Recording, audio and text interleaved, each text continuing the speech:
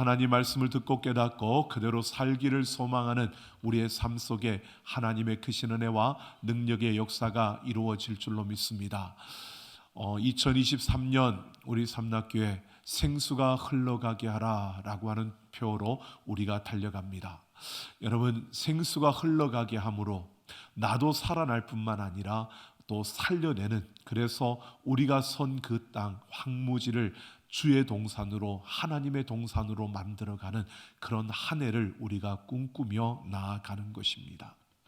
여러분, 우리가 생수가 흘러가게 하라는 이 꿈을 우리가 함께 꾸면서 달려가는데, 중요한 것은요, 이 꿈을 꾸고 우리가 연말이 되었을 때 우리가 정말 우리 손에 열매가 맺혀져야 하고, 그 열매가 다른 것이 아니라 황무지를 주의 동산으로 바꾸어진, 그래서 아름다운 동산이 만들어진 그런 열매가 우리에게 맺어져야 합니다.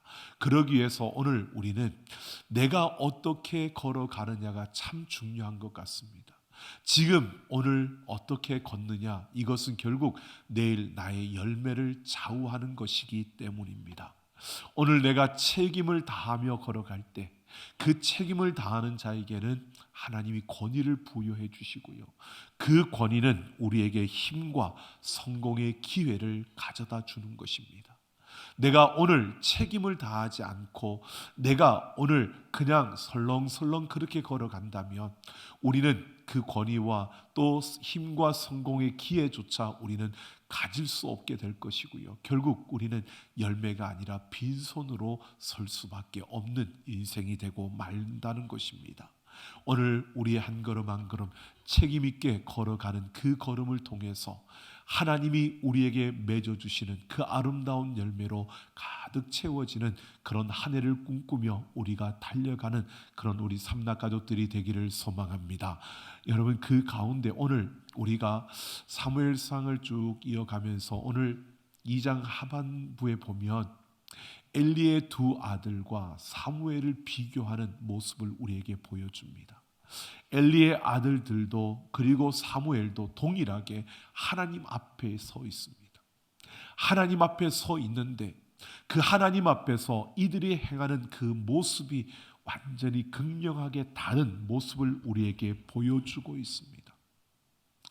그 한 길은 그 하나님 앞에서 멸망을 당하는 그 길로 가고 있고요, 또 한 길은 바로 그 하나님 앞에서 승승장구하며 그 다음 세대, 바로 왕정 시대를 여는 다윗 왕을 세우는 그 역할을 감당하는 그 자리에 서 있는 모습을 보여주고 있습니다. 오늘 이 하나님 앞에 서 있지만 그들이 다른 길을 걸어가고 있는 이 엘리의 아들들과 사무엘, 이 두 길을 우리가 함께 살펴보면서요, 하나님이 중요하게 여기시고 하나님이 주목하시는 것이 무엇인가를 우리가 찾고 그 안에서 정말 우리가 하나님 앞에서 어떠한 모습으로 달려갈 때 하나님이 기뻐하시며 그 하나님께서 우리 가운데 역사하시는지, 우리가 그 한 걸음 한 걸음을 걸어갈 때 하나님 앞에서 어떤 걸음을 걸어야 하는지 함께 생각해 보려고 합니다. 오늘 12절을 보면 사무엘과 극명하게 대조를 이룰 엘리의 아들들의 그 행실이 나빴다라고 합니다. 그 이유는 하나님을 알지 못했기 때문이다라고 합니다. 이들은 엘리의 아들들로서 그 혈통적으로 제사장의 직분을 이어받은 자들입니다. 엘리로부터 하나님에 대해서 들었고 또 제사장으로서 어떤 역할을 해야 되는지 배웠고 익혔고 또 그만큼 하나님 앞에 그 성막에서 제사하며 그 중심적인 역할을 감당해야 되는 자들. 그런데 이들을 하나님을 알지 못했다라고 하는 것은요, 이들이 하나님과의 인격적인 그런 관계를 맺지 못했다는 겁니다. 하나님과의 관계가 이어지지 않은 자들이라는 사실을 말해주는 겁니다. 물론 지식적으로는 하나님을 압니다. 물론 제사를 할 때 이들은 그 제사에 다 참여합니다. 그런데 하나님과의 관계가 이어져 있지 않으니까 이들은 하나님을 지식적으로는 알지만 실제로 하나님을 모르는 자들이고, 이들은 하나님의 제사를 집례하고 있지만 실제로 그들은 하나님의 제사에 참여하지 못한 자로 그곳에 서 있었다는 것입니다. 오늘 13절을 보면 이제 그 이후에 이들이 어떤 악행을 저질렀는지, 이들이 어떤 모습으로 서 있었는지를 구체적으로 설명해 주고 있습니다. 그 제사장들이 백성에게 행하던 관습은 이러하니라 라고 이렇게 말하는데요, 여기서 관습이라고 말한, 그들의 행동은 이러했다라고 하지 않고 관습은 이랬다라고 말하는 이유는요, 그들의 악행이 한 번으로 끝나는 것이 아니라 지속적이고 반복적이었다는 겁니다. 그들의 악행이 끝나는 게 아니라 계속 반복되어졌다는 사실을 말해주고 있는 겁니다. 이들은 제사장으로서 제사를 집례하는 자리에 서 있습니다. 그래서 하나님께서 말씀하신 그 말씀을 따라서 그 제사의 그 모든 것을 이루어가는 그 제사법을 잘 알고 있는 자들입니다. 그런데 이들이요, 오늘 행하는 모습을 보면 레위기 7장에 보면 제사장들의 몫은 소나 양으로 드리는 제물의 앞다리와 두 볼과 위라고 말씀했습니다. 그러니까 제사를 드릴 때 제사를 드린 그 제물 중에 제사장에게 주어질 몫이 있었습니다. 그 몫을 하나님이 딱 정해 주었습니다. 그런데 이들은 어떻게 했느냐 하면요, 자신들의 사환을 시켜서 3살 갈고리를 가지고 그 재물을 삶는 그 솥에 넣어서 그냥 무작위로 찍어서 가져가는 것입니다. 3살 갈고리를 가지고 하나님의 것을 가로채고 있는 겁니다. 자신들의 몫이 있고 그리고 나머지 하나님의 몫인데 그 자신들의 몫을 가져가는 게 아니라 그 갈고리를 가지고 그냥 넣어서 그 걸리는 대로 그냥 가지고 가는, 이것은 결국 하나님 앞에 드려지는 제사를 멸시하는 것이었습니다. 뿐만 아니라 레위기 3장 5절을 보면 희생 제물의 기름은 원래 하나님께 향기로운 냄새다라고 이래 말하며 하나님 앞에 불태워져야 되는 것이었습니다. 그런데 기름을 태우기 전에 제사장에게 구워 주어야 되니까 그 사원을 시켜서 제사장은 기름 있는 고기를 원한다고 그것을 달라고 요구하는 것입니다. 기름을 태우기 전에 그 제물을 가져간다는 것은 제물을 제사하기 전에 가져간다는 겁니다. 결국 하나님 앞에 예배를 드리는데 그 예배 전에 자기가 취할 걸 다 취해 가겠다는 겁니다. 제물을 드리기 전에 하나님 앞에 바치는 것인데 그 전에 그 자신이 갖고 싶은 것을 가져간다는 것입니다. 또 이 제사장의 사안들은요, 제사장이 삶은 고기를 싫어하고 생고기를 좋아하니까 구워서 먹을 고기를 달라고 그렇게 강요하는 겁니다. 그때 그 제사를 드리는 일반 이스라엘 백성들이요, 그들이 말하는 겁니다. 우리가 율법을 지키기 원하니까 율법에는 기름을 먼저 태워 드린 다음에 그 고기를 가져갈 수 있으니까 기름을 태우고 난 다음에 하나님 앞에 드리고 난 다음에 가져가라고 그렇게 말하는데도요, 이 제사장의 사원들은 억지로 빼앗으려고 강요하는 것입니다. 그러니까 해막을 찾은 성막에 제사를 드리러 온 그 일반 백성들보다 이 제사장과 그 제사장의 그 함께하는 이들이 더 못한, 더 무지한 그러한 모습을 보여주고 있는 것입니다. 일반 백성들도 다 알고 있는 건데 그거를 무시하고 있는 겁니다. 이것은 그만큼 하나님을 무시하는 겁니다. 그만큼 그 제사의 주인 대신 하나님을 무시하고 자신이 교만하게 자신이 그 모든 것의 주인이 되어버린 이러한 모습을 보여주고 있는 것입니다. 그러니까 이들은 지금 제사를 지내는데 제사가 하나님 앞에 드려지는 그러한 제사가 아니라 자신들의 욕망과 욕심을 채우기 위한 그런 제사로 이들은 서 있는 것입니다.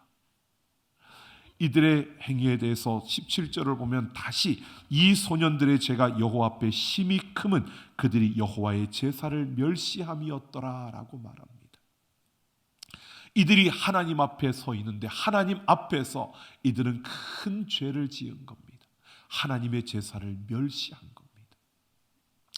여러분, 이 제사는 예배이지요. 여러분, 예배의 주인은 하나님이십니다. 오늘 우리가 이 예배에 왔는데 이 예배를 내가 하나님 앞에 내가 선택해서 와서 내가 이 자리에 앉아서 내가 하나님을 예배하려고 내가 서 있는 것이 아니라 하나님이 이 예배에 우리를 초대해 주신 겁니다.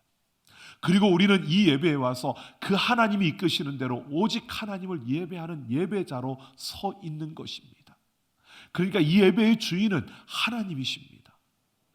내가 내 마음대로 내 생각대로 하는 것이 아니라 그 하나님이 주인이신 이 예배에 하나님께서 나를 이끄시는 그대로 내가 그 하나님 앞에 나를 온전히 드리는 것이 참된 예배인 것입니다. 그런데 이 엘리의 아들들, 이들은 제사의 주인이 하나님이신데 자신들이 주인인 것으로 생각을 하는 겁니다. 무지함과 교만함이 그대로 드러나고 있는 이들의 모습입니다. 이들이 다른 곳에서 아니라 하나님 앞에서 이들은 무지함과 교만함으로 자기 중심으로 자기가 생각하는 대로 그렇게 서 있는 것이 이들의 모습이었습니다. 이들은 혈통에 따라 합법적으로 세워진 제사장이었지만 가장 본질이 되는 하나님을 제사하는, 하나님을 예배하는 것을 멸시하는 이것으로 하나님 앞에 큰 죄를 지은 자들이었습니다. 결국 하나님의 진노 앞에 이들은 서게 되는 것입니다. 바로 하나님을 알지 못하는 그 무지함과 하나님 앞에서 자신을 높이는 그 교만함, 이것이 바로 이 예배를 무시하는, 예배를 멸시하는 그 결과를 가져오게 된 것입니다. 여러분, 우리는 어떤 이유로든 하나님을 예배하는 예배를 우리가 망가뜨려서는 안 되는 것입니다. 예배의 주인 되신 그 하나님 앞에서 우리는 바르게 서야 하는 것입니다. 오늘 이런 엘리의 아들들과 달리 이 사무엘을 보십시오. 18절을 보면 사무엘이 어렸을 때 세마포 에봇을 입고 여호와 앞에서 섬겼더라라고 합니다. 하나님 앞에서 섬겼다라고 말합니다. 하나님 앞에서 엘리의 아들들은 그 무지함과 교만함으로 제사장의 그 자리에서 자기들의 이속을 챙기며 그들은 하나님의 제사를 멸시하고 있는데 이 사무엘은요, 에봇을 입고 여호와 앞에서 섬겼다라고 말합니다. 여러분, 이 에봇은 제사장이 입는 옷입니다. 근데 이 세마포 에봇은요, 하나님의 말씀을 학습하거나 가르치는 그러한 숙련자들에게도 이 옷을 입혔다고 합니다. 이것은 사무엘이 어렸을 때부터 하나님의 말씀을 읽고 듣고 배우는 그 자리에 있었다는 것을 말해주고 있는 것이고요. 그리고 하나님을 섬겼다라고 하는 것은 그 성막에서 제사장을 도와서 그들이 자신들에게 주어진 그 일을 가지고 성실하게 그 일을 감당했다는 것을 말해주고 있는 겁니다. 성막에서 맡겨진 일들, 그에게 주어지는 일들을 하면서 그렇게 성장했다는 것입니다.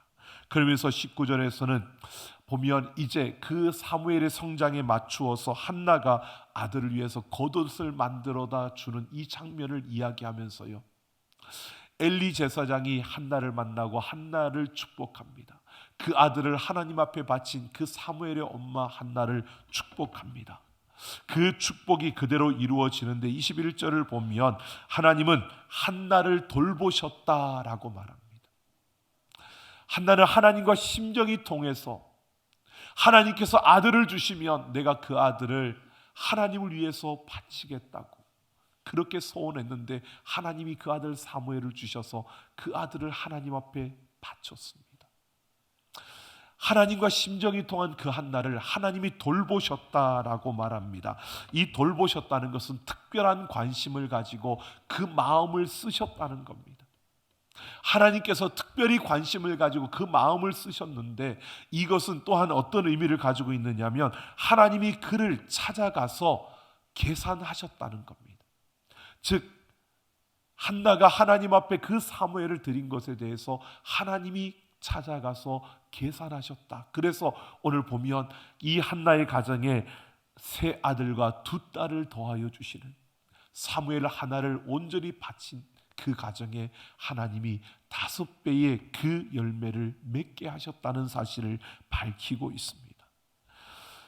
그러면서 한나가 데려간 사무엘은 여호와 앞에서 자라니라 라고 말합니다.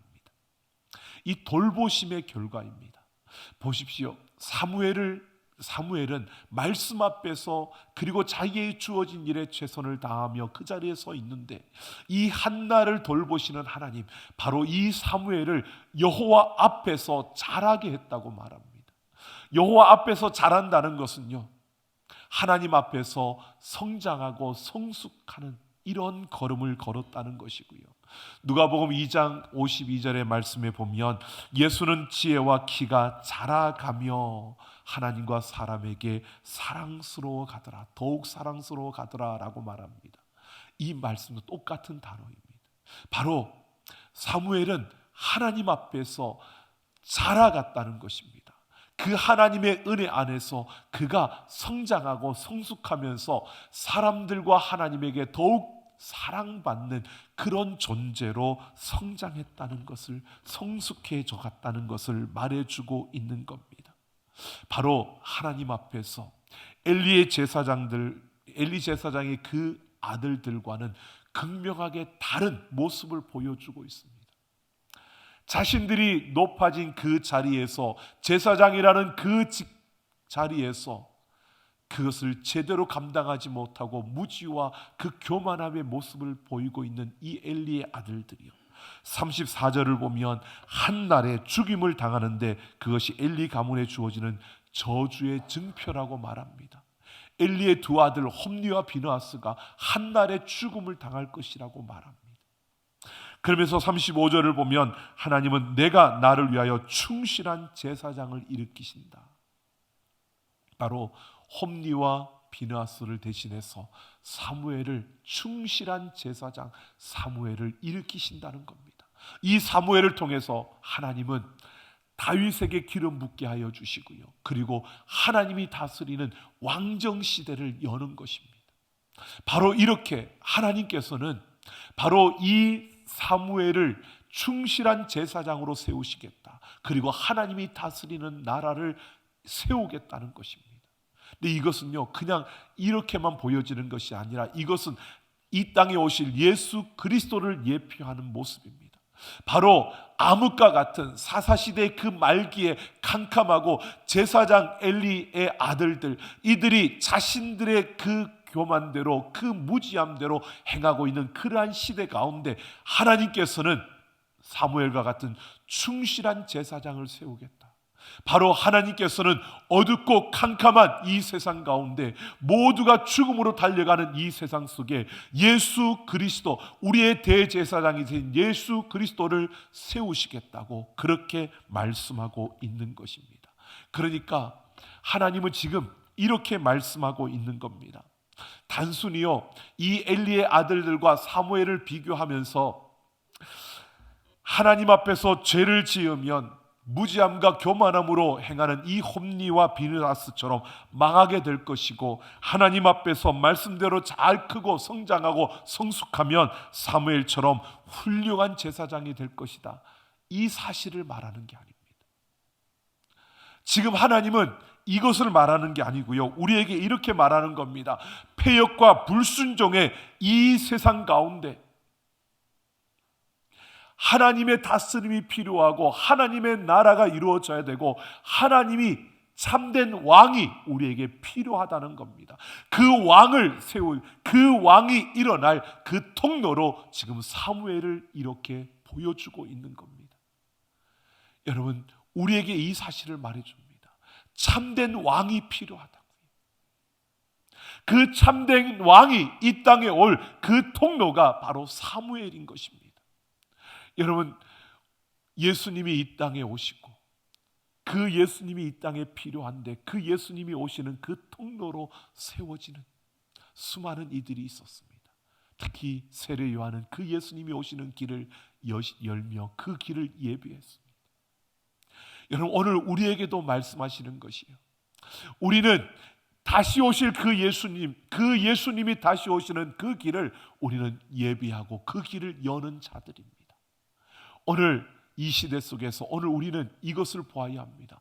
우리에게는 참된 왕 예수 그리스도가 필요하고, 그 예수 그리스도를 오시는 그 길을 여는 자들이 이 땅에 세워져야 한다는 사실입니다. 하나님 앞에서 우리는 이렇게 예수님이 다시 오시는 그 길을 여는 그러한 자들로 서기를 예수님의 이름으로 축원합니다. 그러니까 우리가 단순히 이 세상에서 사무엘처럼 이렇게 하나님 앞에서 복을 받자, 하나님 앞에서 이런 모습으로 살자, 여러분, 이것이 아니라 우리가 하나님 앞에서 이 사무엘처럼 주님 다시 오시는 그 길을 여는 자들이 되어야 한다는 것을 우리에게 말씀해 주고 있는 것입니다. 사무엘은 바로 하나님이 다스리시는 그 나라를 이룰 다윗이 이 땅에 세워질 그 통로, 그 길을 열기 위해 하나님 앞에 서 있는 자입니다. 여러분, 오늘 우리는 하나님 앞에서 우리가 누구인지를 기억하셔야 됩니다. 하나님 앞에서 우리는 엘리의 아들들처럼 그렇게 세상의 것과 내 배와 내 욕심과 내 욕망을 채우기 위해 살아가는 우리의 걸음이 아니라, 우리는 하나님 앞에서 하나님의 다스림, 하나님의 나라를 열어가는 사무엘처럼 내게 주신 그 자리를 지켜가며 하나님 앞에서 더 신실하게 우리는 성장하고 성숙해가는 그러한 자들이 되어지기를 예수님의 이름으로 축원합니다. 그 하나님 앞에서 내가 성장하고 성숙함으로 주님 다시 오시는 그 길을 열어갈 수 있는 그 길을 준비하며 달려가는 우리의 걸음이 되어져야 하는 것입니다. 로마서 13장 14절을 보면 사도 바울은 오직 주 예수 그리스도로 옷 입고 정욕을 위하여 육신의 일을 도모하지 말라고 강조합니다. 그러니까 우리가 이 땅에 살아가는 이유가 이 땅의 것을 얻고 이 땅의 것으로 채워지는 이 땅의 것만을 위해서 우리는 이 땅에 살아가는 존재가 아니라는 것입니다. 그러니까 이 땅의 육신의 일만을 도모하지 말라는 것입니다. 여러분, 우리가 이 세상에서 살아가지 않아야 된다는 게 아닙니다. 우리도 땀을 흘려야 되고 우리도 열심히 열매를 맺어야 합니다. 하지만 그것이 우리의 인생의 전부가 아니라는 겁니다. 우리는 그 걸음을 통해서 주님 다시 오시는 그 길을 여는 자들입니다. 우리가 목표를 잊어버려서는 안 된다는 겁니다. 우리가 왜 오늘 하나님 앞에서 이렇게 살아가야 하는지 그 이유를 우리가 놓쳐서는 안 된다는 것입니다. 이 마지막 때에 우리는 다른 것이 아닙니다. 우리에게 주신 그 직장에서 우리가 누구보다도 성실하게 우리가 그 일을 감당하고 누구보다도 우리는 뛰어나게 탁월하게 그 일을 감당해야 됩니다. 그래서 나와 함께하는 이들에게 여러분 인정받을 수 있어야 됩니다. 그런 이유가 있습니다.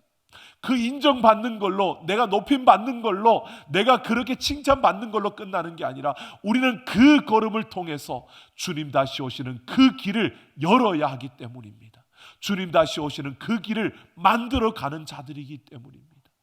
여러분, 우리의 한 걸음 한 걸음을 통해서 여러분 하나님의 뜻을 이루어가는 그 길을 만드는, 그래서 우리는 우리에게 맡겨진 그 모든 순간순간마다 하나님 앞에서 이 사무엘처럼요 성장하고 성숙해져가는, 우리가 빠르게 성장할 수 없어도요 천천히 가더라도요 하나님 앞에 바르게 성장하고 성숙하는, 우리가 많은 것을 가질 수 없어도 여러분 하나님 앞에서 바르게 성숙한 그 걸음을 통하여 함께하는 이들에게 주님 다시 오실 그 소망, 그 꿈을 보여줄 수 있는 우리의 걸음을 걸어야 한다는 것입니다. 바로 하나님 앞에서 우리는 사무엘처럼 주님 다시 오시는 그 길, 하나님이 다스리시는 그 나라를 열어가는 우리의 걸음들이 되기를 예수님의 이름으로 축원합니다. 일본 나가사키에 일본인 26명의 순교 기념관이 있습니다.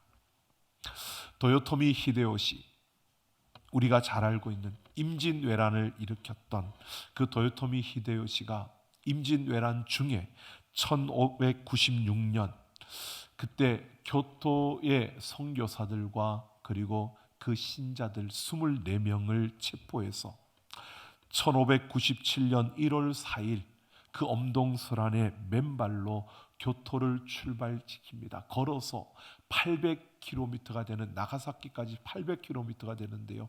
그 길을 그들의 손을 묶고 서로 연결되어 손을 묶고 맨발로 그 길을 걸어서 그렇게 나가사키까지 이동을 시킵니다.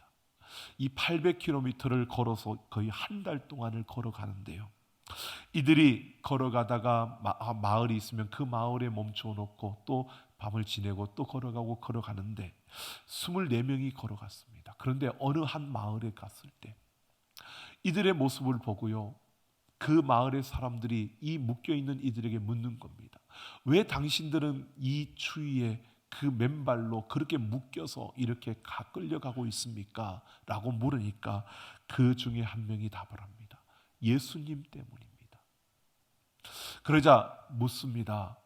그 예수가 누군데 당신들이 이렇게 끌려가며 이런데도 그 예수를 그렇게 믿는다고 말하느냐고, 그 예수가 누구냐고 그랬더니 이들 중에서 그 예수님에 대해서 설명을 했습니다. 소개를 합니다.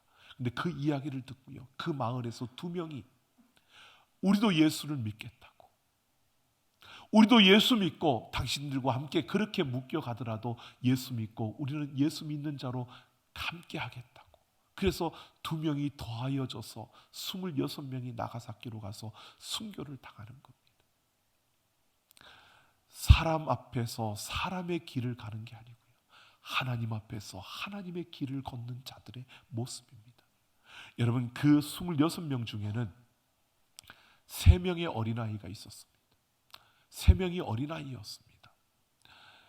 26개의 십자가를 쫙 세워놓고요, 이들을 하나씩 그 십자가로 보내는데요, 그 감독관이었던 한 사람이 그때 12살이었던 루도비코라는 한 아이를 보고 이렇게 말합니다. 그 아이를 보니까 너무 불쌍해 보이고 그 안된 마음이 들어서, 내가 지금 나에게 그냥 살짝 속삭이듯이 예수님을 믿지 않는다고 말만 하면 너는 살려줄게, 그러니까 나에게 말하라고, 속삭이듯이 그냥 귓속말로 해도 좋으니까 그 말을 하라고 그랬더니요, 이 루도비코라는 이 아이는요, 그 관리에게 이렇게 말했답니다. 제 십자가가 어디에 있습니까? 그리고 자신이 메어 달린 십자가 앞으로 갔다는 겁니다. 여러분, 사람 앞에서 사람의 길을 가는 게 아니고요, 하나님 앞에서 하나님의 길을 가는 자들의 모습을 보여주는 겁니다. 여러분, 오늘 우리는 이 세대 속에서 정말 어둡다라고 말하죠. 모두가 자기 중심으로 자기 것만을 위해서 살아가는 이 세상, 무한 경쟁의 그 틈바구니에서 여러분 얼마나 힘들고 또 지치고 또 고통, 고난과 아픔을 우리가 생각할 수밖에 없는 그러한 현실이 우리에게 다가옵니다. 여러분, 특히 2023년 여러분 참 어려운 때다. 경제적으로 더 어려워질 것이다. 그래서 검은 토끼해, 토끼가 그 웅크렸다가 뛰는 것처럼 그렇게 점프해야 되는 그런 해. 여러분, 이 한 해를 코리아 트렌드라는 그 책에 보면 이 한 해 그 10가지의 그것을 말해 놓으면서요, 첫 번째가 뭐냐 하면요, 평균 실종입니다. 평균 실종이라는 것이 뭐냐 하면요,